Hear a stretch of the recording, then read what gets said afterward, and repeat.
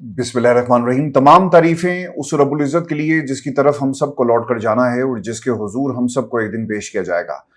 अस्सलाम वालेकुम नाज़रीन, मैं इरफान हाशमी लंदन स्टूडियो से आपको प्रोग्राम में खुश आमदीद कहता हूँ। दोस्तों, आज 28 जुलाई दिन है मंगल का और आज की हमारी ये पहली वीडियो है। 3 खबरों पर तफसील से हम बात करेंगे। इमरान खान की मुलाकात का दिन, लिस्ट अडयाला जेल पहुंच गई, कौन मिलने जाएगा और अलीमा खान की तहरीक कहां तक पहुंची। स्ट्रीट मूवमेंट के हवाले से मुराद सईद आज पहली मरतबा मंजरेआम पर आए और उन्होंने क्या इंकिशाफात किए इमरान खान के अहकामात के हवाले से। दोस्तों, इसका मुकम्मल हाल वाला आपके सामने रखेंगे और पार्टी के अंदर कौन मीर जाफिर है, कौन मीर सादिक है और कौन पाकिस्तान की एस्टेब्लिशमेंट को हर चीज की खबर पहुंचाता है, इसका भी मुकम्मल हाल वाला आपके सामने रखेंगे आज के इस प्रोग्राम में। और 5 अगस्त जलसा सेमीफाइनल, सुहेल अफरीदी का पैगाम और इमरान खान के जेल से 2 पैगामात और ट्विटर अकाउंट दोबारा एक्टिव हो चुका है। और इस ट्विटर अकाउंट पर इमरान खान ने आज से 1 साल पहले जितनी ट्वीट्स की थी पाकिस्तान के सोशल मीडिया पर, इन ट्वीट्स का क्या चर्चा है और किस तरह से लोग इसको ट्वीट को रीट्वीट कर रहे हैं, दोस्तों इसका भी मुकम्मल हाल वाला आपके सामने रखेंगे। और दोस्तों, लॉन्ग मार्च रावला कोर्ट में क्या कुछ हुआ और दूसरी तरफ कश्मीर के अंदर इंतखाबात और अवाम ने क्या फैसला सुनाया, कितनी बड़ी धांधली की गई और कौन इस जाली हुकूमत को कश्मीर के अंदर बनाने जा रहा है, इसका किस तरह से टीवी पर बैठकर एक हुकूमती तर्जुमान ने इसका इतराफ किया। दोस्तों, इसका भी मुकम्मल हाल वाले आपके सामने रखेंगे आज की इस नशिस्त के अंदर और आपको रावला कोर्ट से कुछ वीडियोस भी दिखाएंगे। लेकिन व्यूअर्स, प्रोग्राम शुरू करने से पहले मेरी आप तमाम सुनने और देखने वालों से दरखास्त है कि आप चैनल को जरूर सब्सक्राइब कर लें। लेकिन व्यूअर्स, सबसे पहले बात करेंगे, मंगल का दिन है, ये मुलाकात का दिन है। 6 लोगों की लिस्ट अडयाला जेल के सुपरिटेंडेंट को दे दी गई है। सलमान अकम राजा, राजा मतीन, बैरिस्टर गोहर, इसके अलावा काजी नूरुल इस्लाम हैं, फतेहुल्लाह बरकी हैं और शुएब इलियास का नाम इस फहरिस्त में शामिल है। और इस मुलाकात को हमेशा की तरह अडयाला के दरवाजे नहीं खुलेंगे, लोग पहुंचेंगे, लेकिन इसकी एक सिग्निफिकेंस है आज इस मुलाकात की। और आज अडयाला के बाहर लोग इकट्ठे होंगे। याद रखिएगा, इससे पहले बुनेर और चित्राल में अलीमा खान गई, लोगों ने जिस किस्म का उनका इस्तकबाल किया, उसके बाद वो अडयाला जेल भी पहुंची। और आज की इस मुलाकात से पहले सवात और फिर उसके बाद हरीपुर हज़ारा, एबटाबाद में लोगों की एक बड़ी तादाद अलीमा खान का इस्तकबाल करती है और पाकिस्तान की आवाम और वर्कर ने अलीमा खान और ख़ानदान के साथ खड़े होकर उनका इस्तकबाल करके इस बात का सबूत दे दिया कि जितनी भी प्रॉक्सीज थी जो बार बार ये कहती थी कि पाकिस्तान के अंदर इमरान खान का नाम लेने वाले ख़त्म हो गए, लोग निकलते नहीं हैं, लोग कुर्बानी देने के लिए तैयार नहीं है, ये उनका भी अब इम्तिहान शुरू हो रहा है और वो एक्सपोज हो गए। तो इस इस्तकबाल के बाद ये पहला दिन है जब अलीमा खान अडयाला के बाहर अपनी बहनों के साथ इमरान खान से मुलाकात के लिए जा रही हैं। दोस्तों, इमरान खान के अडयाला से जो पैगामात आए और एक बार फिर ऑफिशियल ट्विटर अकाउंट से इमरान खान के माजी के बयानात को बार बार रीट्वीट किया जा रहा है। लेकिन दोस्तों, दिलचस्प बात यह है कि तहरीक इंसाफ की मरकजी लीडरशिप इन बयानात को पोस्ट नहीं कर रही। माजी के अंदर भी यही कुछ होता रहा। इमरान खान की ट्वीट्स को रीट्वीट करना, इमरान खान ने अपनी मुलाकातों में वकला के जरिए, बहनों के जरिए और उन कायदीन के जरिए जो जेल में जाकर इमरान खान की जमात के ऊपर कब्जा करने की, एनओसी हासिल करने की कोशिश करते रहे।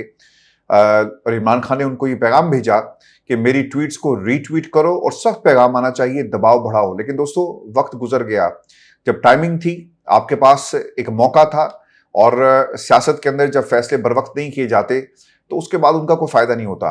इमरान खान के बयानिए को पूरे तरीके से, यानी पूरे जोर के साथ आपने मल्टीप्लाई नहीं किया, आपने ट्वीट्स को रीट्वीट नहीं किया, उसका नतीजा ये निकला कि आज पूरी पाकिस्तान तहरीक इंसाफ हमें कॉम्प्रोमाइज नजर आती है। पहला पैगाम इमरान खान का क्या था अडयाला जेल से? सितंबर 2025 को जो उन्होंने पैगाम दिया कि मुझे और मेरी अहलिया बुशरा बेगम को मुकम्मल कैद तन्हाई में रखा गया, जेल मैनुअल के मुताबिक हमारी मुलाकात भी नहीं करवाई जाती। दूसरा पैगाम इमरान खान का 25 सितंबर 2025, जब से नाम नेहाद व्हाट्सएप ट्रायल का आगाज किया गया तो मुझे कार्रवाई की कोई आवाज पहुंचती नहीं और ना ही मेरे वकला तक मेरी कोई बात चीज जो है वो पहुंचाई जाती है और ना ही मुझे जज और वकला नजर आते हैं। कई गवाहों के बयानात मेरी गैर मौजूदगी में कर लिए गए। ऐसे माहौल में शफाफ ट्रायल कैसे मुमकिन है? ये मेरा कानूनी हक है कि मेरी मौजूदगी में ट्रायल को चलाया जाए। आपको याद होगा कि सुप्रीम कोर्ट ऑफ पाकिस्तान के अंदर भी इसी तरह की एक समाअत हुई और उसके बाद भी इमरान खान की सिक्योरिटी से रिलेटेड हुकूमत वक्त ने अदालतों के अंदर, चूंकि मैच फिक्स था, जाकर कहा कि जनाब सिक्योरिटी की सूरत हाल है, लिहाजा हम इमरान खान को अदालत के अंदर पेश नहीं कर सकते। इस्लामाबाद की अदालतें थी जी, लोअर कोर्ट्स, वहां भी खान साहब के केसेस इसी तरह चलते रहे और खास तौर पे सुप्रीम कोर्ट पाकिस्तान के अंदर भी इमरान खान का जो लाइव उनको वीडियो लिंक के जरिए अदालत में पेश किया गया और फिर इमरान खान की तकरीर को सेंसर कर दिया जाता है, तो खान साहब ने उस वक्त ये कहा था कि मुझे मालूम ही नहीं है कि मेरे सामने जज क्या कह रहा है, वकील ने क्या कहा। और दोस्तों, ये पहला मौका नहीं है। इमरान खान से हक के दिफा भी छीन लिया गया था, अगर आपको याद हो। वो कैसे छीना गया? यानी सरकार ने उन वकला को इमरान खान की तरफ से वकील सफाई के तौर पर अदालत में इख्तियार दे दिया, जो इमरान खान के कभी वकील ही नहीं थे। और ये उन चैम्बर से निकले जो हुकूमत की प्रोसिक्यूशन का हिस्सा थे, जो प्रोसिक्यूशन के चैम्बर से निकले, वकालत करते रहे। उन्होंने इन चैम्बर्स में आंख खोली और फिर वो इमरान खान की तरफ से वकालत करते हुए हमें नजर आए। तो इमरान खान का पूरा केस जो है ना, इसे अगर पाकिस्तान में मेरिट के ऊपर अदालत के अंदर ये केस चले तो पहली समात के अंदर ही एक गयूर जज, एक गैरतमंद जज जो है इसको उड़ा देगा। अगर आप डोगर कोर्ट्स में जाएंगे तो माजी की डोगर कोर्ट्स और आज की डोगर कोर्ट्स में दोस्तों ज्यादा फर्क नहीं है। वो भी उस वक्त के एक आमिर की पैदावार थी और आज भी पाकिस्तान की एस्टेब्लिशमेंट की पैदावार ये तमाम अदालतें हैं जहां से सिर्फ मर्जी के फैसले लिए जाएंगे। और दोस्तों, काफी अरसे के बाद मुराद सईद साहब एक लाइव ट्रांसमिशन में बैठे, एक ऑडियो इंटरव्यू था जिसमें उन्होंने इमरान खान के हवाले से कुछ इंकशाफात किए। पार्टी के अंदर जो दरार डालने वाले लोग हैं, जो जानशीनी की बात कर रहे हैं और पार्टी के ऊपर जो लोग कब्जा करना चाहते हैं, उनको ये एक बड़ा वाज़ेह पैगाम था। मुराद सईद साहब ये कहते हैं कि किसको क्या इख्तियारात हैं ये वाज़ेह कर दिया था इमरान खान ने। किसको क्या जिम्मेदारियां मिली ये भी तमाम लोगों को पता है। हुकूमत हो, पार्टी हो, इत्तेहादी हो, वो अपनी जिम्मेदारियां निभाएं। हम हर तरह साथ हैं। खान साहब ने हर मामले पर, मसले पर हदायत दी हुई है। किसने क्या करना है ये सब कुछ पहले से तयशुदा है। मार्च या धरने की जो भी कॉल हुई, इंशाल्लाह सबसे बड़ा काफिला हमारे लोगों का होगा, यानी सवात से सबसे बड़ा काफिला जो है वो लीड करेगा। वज़ीर आला सोहेल अफरीदी के बारे में उन्होंने कहा कि पहले दिन इमरान खान साहब के तमाम पैगामात मिल चुके।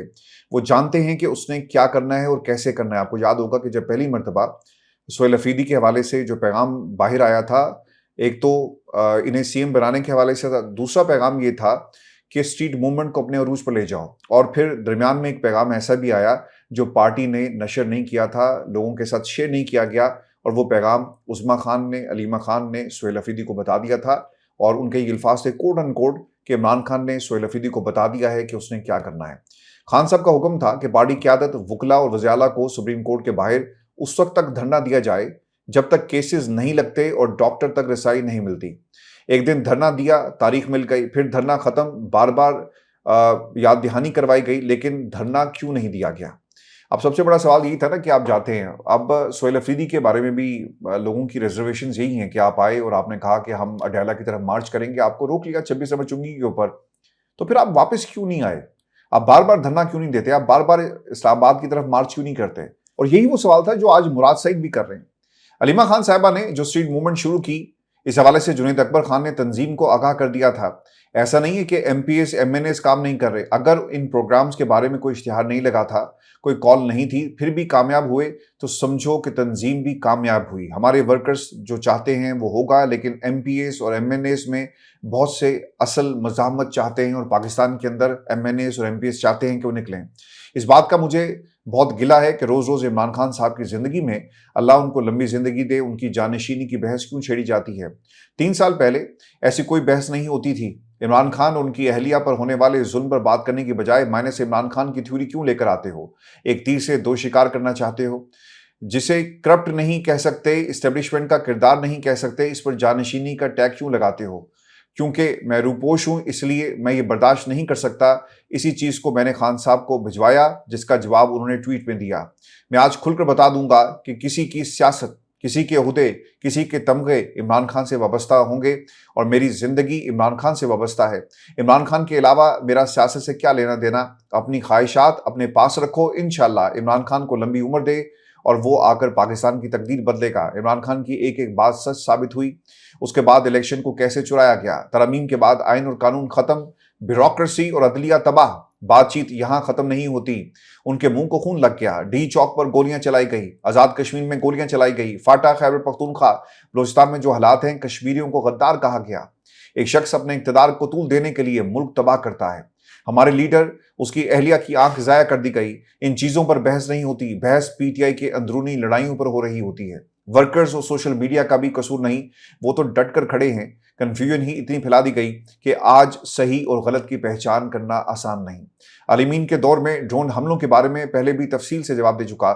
کتاب میں دہشت گردی اور آپریشن کے حوالے سے تفصیلات لکھنے کا مقصد یہ تھا کہ عمران خان جو کر سکتا تھا اس نے کر لیا، اب آپ کی باری ہے، آپ ذمہ داری نبھائیں اور باہر نکلیں۔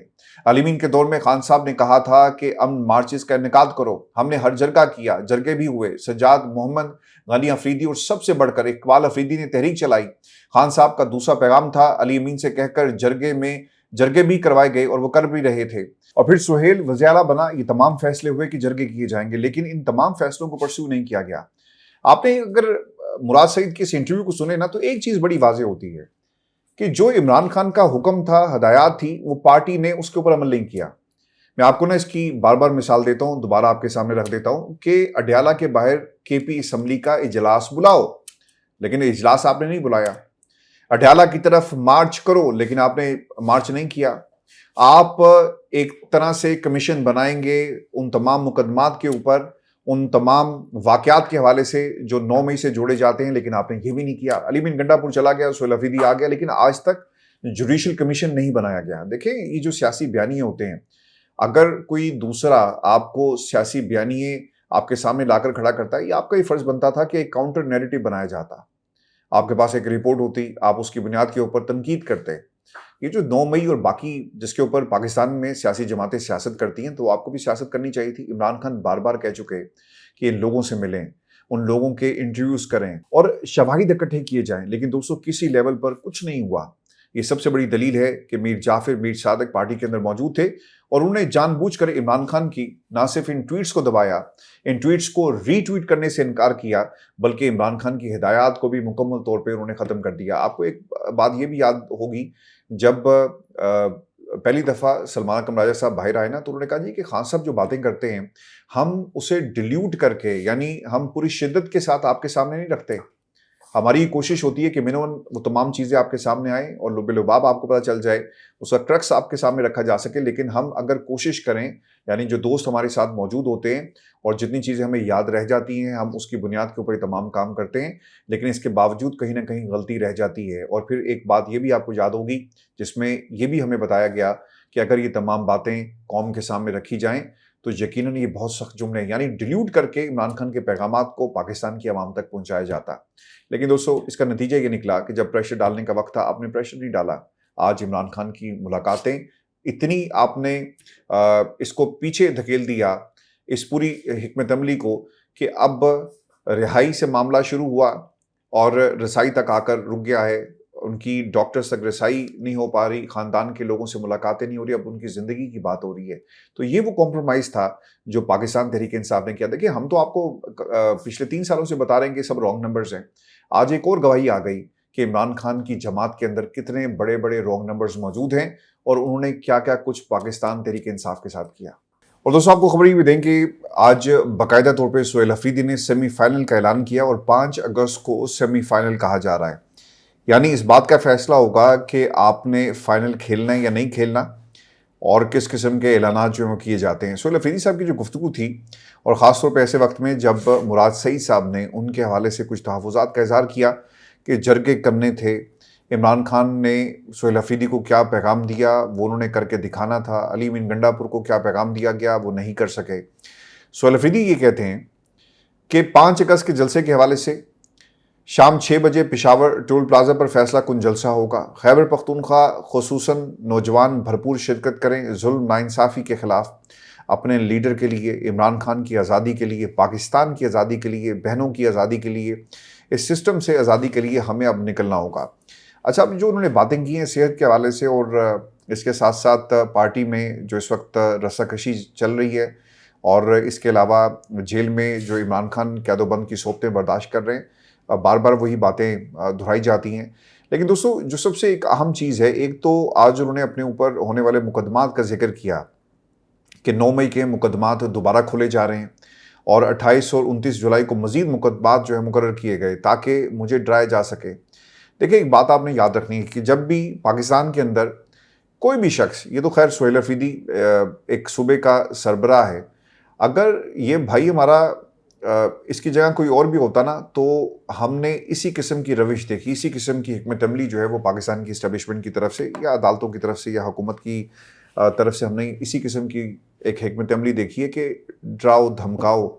علی مین کے اوپر بھی نا مقدمات تھے، اگر آپ کو یاد ہو، اسی طرح ان کے اوپر بھی مقدمات کی بنیاد پر ان کو ڈرایا دھمکایا جاتا ہے، لیکن آپ کتنا ڈرتے ہیں، کتنا بہک جاتے ہیں، یہ سب سے اہم سوال ہے۔